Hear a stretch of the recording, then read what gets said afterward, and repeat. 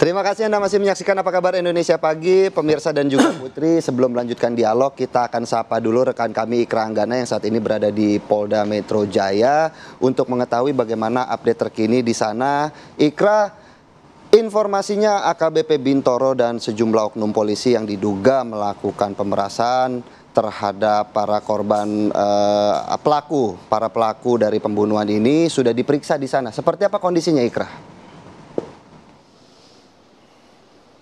Ya benar sekali Philip, Putri dan juga pemirsa, dari penelusuran ataupun keterangan dari Kombes Pol Rajo Alriyadi Harahap, Kabid Propam Polda Metro Jaya, tepat di belakang saya ini adalah gedung Paminal Polda Metro Jaya yang menjadi tempat pemeriksaan dari AKBP Bintoro dan oknum polisi lainnya yang terlibat dalam kasus ini. Di mana jika kami melihat dari sistem informasi yang tercantum dalam website di Pengadilan Negeri Jakarta Selatan, bukan hanya AKBP Bintoro, Philip dan juga pemirsa, ini terdapat dua anggota kepolisian lagi ini yang terlibat dalam kasus ini. Diantaranya adalah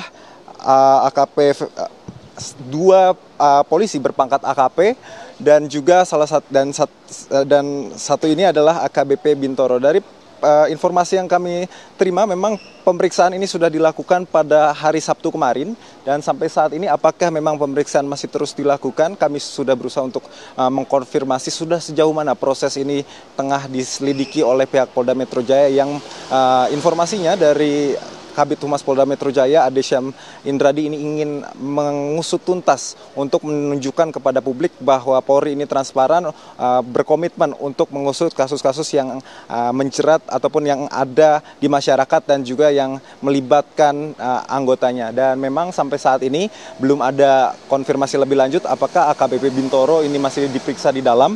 Namun kami masih terus menggali informasi terkait hal tersebut. Philip. Baik, terima kasih Ikra Anggana atas laporannya langsung dari Polda Metro Jaya terkait pemeriksaan dari AKBP Bintoro. Dan untuk melanjutkan perbincangan ini, saya mau langsung ke Pak Sugeng. Pak Sugeng, jadi sebenarnya ini kasus pemerasan atau upaya penyuapan dari kuasa hukum tersangka? Jadi kalau saya lihat suap, ya. Karena polisi akan riskan kalau nangani satu kasus, dia minta langsung sediain uang segini, riskan. Itu kalau misalnya yang diajak bicara itu kemudian merekam, sudah dia kena, ya. Nggak dapat duit, dapat perkara. Kalau dari penjelasan saudara Pahala, ini inisiatifnya dari pengacaranya. Pengacaranya EDH, ya, perempuan. Kemudian satu lagi laki-laki, Heri, ya. Nah yang aktif itu EDH, pengacaranya. Ini perempuan aktif untuk meminta menjual mobil, berhubungan dengan Bintoro, kemudian menyerahkan uang. Ini konstruksinya adalah suap, karena inisiatif dari pihak pengacara, ya, itu yang pertama. Yang kedua, kemudian kasus ini bisa bisa berjalan, ya. Itu karena memang upayanya Pak Kapolres Jakarta Selatan, ya. Setelah diingatkan berkali-kali supaya kasus ini ditindaklanjuti, ini informasi yang saya dapat dari polisi, ya, ditindaklanjuti, rupanya Bintoro tidak menindaklanjuti. Karena apa? Dia sudah terima duit, sudah terikat komitmen, ya, sudah menerima uang, terikat komitmen, kemudian dibuat dokumen-dokumen perdamaian yang sebetulnya dilarang, ya. Tidak bisa dalam kasus matinya seseorang dengan pasal pembunuhan itu ada perdamaian. Kemudian kasusnya tidak dilanjut. Dilanjut kalau ada perdamaian hanya untuk meringankan. Ya, nanti ini bisa buat meringankan. Tapi dihentikan tidak. Nah, karena tidak lanjut-lanjut, Kapolresnya sekarang Pak Ade Rahmat Itnal, ya, itu meminta ditindaklanjuti, tidak ditindaklanjuti, akhirnya diganti.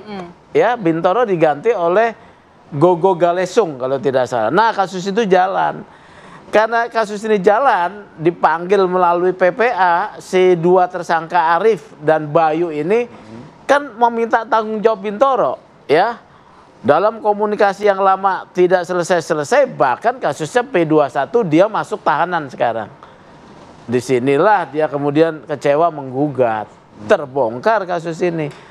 Polisi, tadi kan ada pertanyaan, kenapa IPW tidak, kita tidak tahu karena polisi kalau saya lihat mereka ingin menyelesaikan di dalam ya, tidak perlu mengekspos. Ini terekspos karena ada gugatannya saudara Pahala dan saya mendapat informasi ada gugatan ini. Ya kita sebagai IPW mengekspos supaya dilakukan tindakan terhadap oknum polisi yang nakal. Berarti gitu. cukup berterima kasih ke Pak Pahala begitu ya, ada Oh iya. gugatan ini ya Pak? Nah ini juga saya menyarankan kepada advokat-advokat, Anda jangan menjadi perantara main 86 dengan polisi ya. Itu menggoda polisi juga merusak institusi pengacara Anda sendiri. Yang kedua ya saya support ya dan saya apresiasi advokat Pahala yang menggugat ini. Jadikan satu pola atau kebiasaan bahwa advokat itu harus speak up ya terkait dengan dugaan-dugaan pelanggaran oleh oknum polisi. Supaya kita apa? Kita membantu institusi polisi untuk tetap baik dan dipercaya membersihkan institusi polisi dari oknum yang nakal. Saya rasa Pak Arianto setuju kan kalau begitu. Oke, Pak Arianto, kalau dikatakan ini penyuapan begitu ya, dan klarifikasi dari AKBP Bintoro kan mengatakan ia tidak menerima uang senilai yang disebutkan lah ya, transferan maupun tunai. Nah, artinya uangnya ini harusnya bisa dikembalikan ya, karena kalau tidak dikembalikan ini jadi terkesan gayung bersambut nih, penyuapan kemudian diterima. Kalau untuk kasus ini ya, di dalam pidana tidak ada kasusnya harus dikembalikan. Itu nanti akan dijadikan barang bukti untuk kasus penyuapan itu, gitu ya. Jadi intinya begini, kalau penyuapan atau apa itu pemerasan ya, siapa yang aktif? Kalau yang aktifnya itu polisi minta, kalau enggak saya kirim berita, itu namanya pemerasan. Tapi kalau yang ngomong itu pengacaranya, Pak tolong dong ini jangan diteruskan, nanti Bapak akan kita kasih gini. Yang aktif pengacaranya itu namanya penyuapan. Tetapi polisinya juga termasuk penyuapan juga kasusnya itu yang nerima. Jadi di sini saya mengatakan ya, Bintoro CS tidak salah, salah mutlak dia. Karena apa? Dia terima duit. Pasti akan dibuktikan nanti ya dari transfer dan sebagainya. Dan apalagi ada transaksi itu mobil sekarang dijual dan kemudian ada pengakuan memang uang ternyata dari itu yang dituduhkan 20 miliar itu ternyata yang sampai ke polisinya itu tidak sampai 1 miliar, cuman kurang lebih 700 juta. Nah, mau kecil mau berapa itu terima uang suap kan itu. Inilah yang harus dibuktikan sekarang ini. Tetapi pembuktiannya tidak pakai nunggu pengadilan dari gugatannya Pak Pahala ini. Pak Pahala ini hanya gugatan perdata, endingnya kepada dikembalikannya kerugian kepada yang dirugikan ini. Tapi untuk kasus penyuapan ini harus dilakukan pemeriksaan pidana, bukan hanya propam saja ya, pemeriksaan pidana atas kasus penyuapan. Sasarannya siapa ya? Pengacaranya, ya tim yang terima itu, kemudian bukti-bukti penyerahannya dan sebagainya. Itu nanti akan dikirim ke pengadilan pidana. Kira-kira endingnya di situ. Tapi kan kalau dibilang ini kemudian kasus suap, apakah juga sebelumnya ada indikasi ataupun upaya dari pihak kepolisian, terutama juga dari AKBP Bintoro ini yang diindikasi menerima suap. Ini kan ada upaya dibuat kasus ini hanya berputar-putar di tempat, Pak. Apakah ini juga? Iya, jadi janjinya kan gini. Begitu? Enggak, janjinya itu adalah terima suap, kasusnya tidak dikirim kan gitu, bunyinya gitu. Sebetulnya dalam teori ya Pak, tidak ada kewenangan daripada seorang penyidik kasat level Polres itu bisa menghentikan perkara tanpa seizin daripada gelar perkara. Sebetulnya tidak mungkin itu Pak. Dan saya yakin sih Bintoro juga pasti ini saya hentikan, nggak akan berani dia gitu, hanya menunda-nunda gitu aja. Nah makanya kemudian Pak, publik curiga gitu ya, masa iya sih bawahan kok berani meminta atau memerintahkan tanpa sepengetahuan atasan? Enggak, prakteknya tidak begitu. Bawahan itu ada yang baik, ada yang buruk. Ada atasan ada yang jeli, ada yang tidak juga gitu ya. Ini kalau pengamatan saya ini bawahan main begitu ya. Pasti dia karena hanya menunda, tidak menghentikan. Kecuali kalau SP3, dia pasti sudah memberitahu pada Kapolresnya, Pak, ini tidak selesai sehingga saya SP3. Ini kan kasus hanya ditunda. Ditunda itu tidak ada alasan daripada atasan kenapa kok nggak dikirim-kirim. Alasannya dia masih kurang bukti dan sebagainya. Itulah sehingga menurut hemat saya dalam kasus ini janjinya hanya menunda, tapi kemudian setelah dipindahkan terpaksa tuh kasus dikirimkan, nah barulah dia jadi kena kemungkinan batunya. Kapolresnya nggak tahu ya soal ini. Bisa jadi nggak tahu karena buktinya setelah dia dipindahkan itu kasus terus. Kalau Kapolresnya tahu, dia nggak akan mau dong nerusin itu gitu. Apalagi ini kasus pembunuhan ya Pak Ari ya, artinya tidak Itulah hanya ya, saya bisa juga ini ingin diberhentikan mengkritisi secara ya. tiba-tiba saja begitu. Restorasi justice itu kan digaungkan oleh kita semua sekarang ya itu. Tetapi ini menjadi rawan sekali untuk jadi objek daripada aparatur kita yang di depan yang kurang bagus moralnya itu ya. Untuk kayak gitu semua dimainkan, kasus pembunuhan masuk di restorasi justice kemudian hanya dengan pengembalian kan, kemudian tidak diteruskan tapi hanya karena uang kan gitu kan. Itu sangat berbahaya untuk kayak gini. Jadi saya pikir kasus ini tadi terbuka lah. Pak Sugeng bilang, advokat tolong ya jangan gitu. Itu saya sudah sejak dulu tahun 90 saya udah ngalami kayak gitu Pak. Setiap advokat itu yang maju kebanyakan memang memperjuangkan hak-haknya.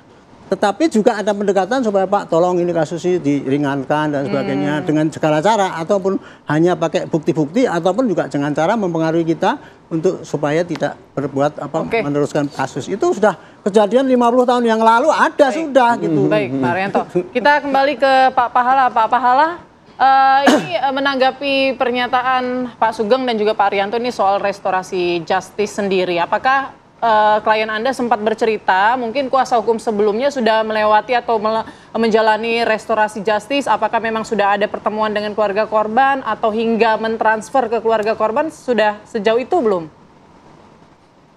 Ya, perlu kami klarifikasi bahwa awal mulanya klien kami ini, prinsipal kami, datang ke kantor kami, bahwa mereka itu, mohon maaf ini klien kami diminta, ini Pak Bayu ini diminta uang oleh oknum Kanit Z ini sebesar uang 550 juta di kantornya, di ruangan Polres, di ruangan kerjanya. Seperti itu. Sehingga kami menindaklanjutin ini dan kami menginterview, mengklarifikasi semuanya itu kepada klien kami, apakah benar. Oke.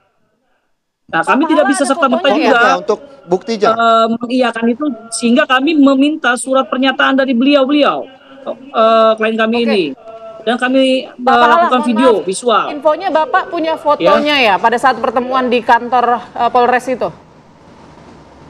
Ada, fotonya jelas gini, tidak ada foto di Polresnya, tidak ada foto di Polresnya. Klien kami di ruangan Pak Oknum Z ini jelas-jelas diminta sama Oknum Z, dan tidak mungkin tanpa sepengetahuan dari pimpinan Kasat. Seperti itu. Lalu untuk buktinya sendiri dari Pak Pahala sendiri, apa bukti dari pertemuan ini kemudian yang akan dijadikan kekuatan untuk membuktikan? Tapi ini pasti tahu. Ya, kita akan bawa ini ke pengadilan, Pak. Kita tidak bisa mengekspos di sini semuanya. Kita akan bawa ini ke pengadilan, adalah pengakuan dari klien kami, ya, dan surat pernyataan klien kami benar memberikan uang sekian-sekian. Seperti itu, Pak, dan rekamannya. Oke, Pak Pahala tadi belum terjawab. Sudah sejauh mana sih upaya yang dilakukan kuasa hukum sebelumnya soal restorasi justice? Apakah memang sudah sampai mentransfer atau memberikan uang juga untuk pihak keluarga korban atau bagaimana, Pak? Ya, dari pihak klien kami ini sudah ada perdamaian, dibikin perjanjian perdamaian oleh oknum pengacara sebelumnya. Ya, ada perjanjian perdamaian, sudah diberikan uang nominal sebesar 300 juta dan 50 juta. Ya, sudah diberikan, ada perjanjian perdamaian dan bahkan sudah ada pencabutan laporan polisi. Namun klien kami ini teriak karena dipinta lagi 550 juta di ruangan Kanit Oknum Z tersebut. Itu faktanya. Baik, terima Dan kasih mengenai Pak Pahala atas restoratif waktunya dan justice, juga penjelasannya ya. Ya, klien kami sudah dilakukan perjanjian perdamaian oleh oknum pengacara tersebut, Pak. Sudah ada perjanjian perdamaian. Tidak akan melanjutkan ini karena klien kami secara kemanusiaan mengganti kerugian atau memberi santunan kepada keluarga korban. Seperti itu. Baik, terima kasih Pak Pahala atas penjelasannya dan juga waktunya pada pagi hari ini. Tentunya kita berharap kasus ini bisa cepat selesai dan juga menemukan titik terang seterang-terangnya begitu. Terima kasih Pak Pahala. Pak Sugeng selaku ketua. Satu lagi ya, saya minta ini pengacara ditindak ya. Pengacara ditindak gitu supaya mereka tertib di dalam berpraktek. Terkait Evelyn sebetulnya ada inisial R ya, RN di belakangnya. Siapa ya. Oh. Nah, oleh karena itu harus ditindak dulu. Itu sebagai apa? Ya, dia mungkin pengendalinya kelompok pengacara ini, Oke. ya. Makanya ditindak dulu pengacara ini, ya. Tidak ada pengacara yang kebal hukum ketika melakukan tindak pidana. Kecuali dia tidak melakukan tindak pidana, ya. Dia boleh berlindung di balik imunitas profesinya. Oke. Baik. RM ya? RN. RN. Ya, Oke, ya. baik. Terima kasih banyak Terima Pak kasih, Sugeng. Pak Sugeng. Pak Arianto Pak Arianto sudah juga terima bergabung. kasih banyak atas Selamat pagi, penjelasannya. sehat selalu ya Pak. Sehat selalu. Ya, oke.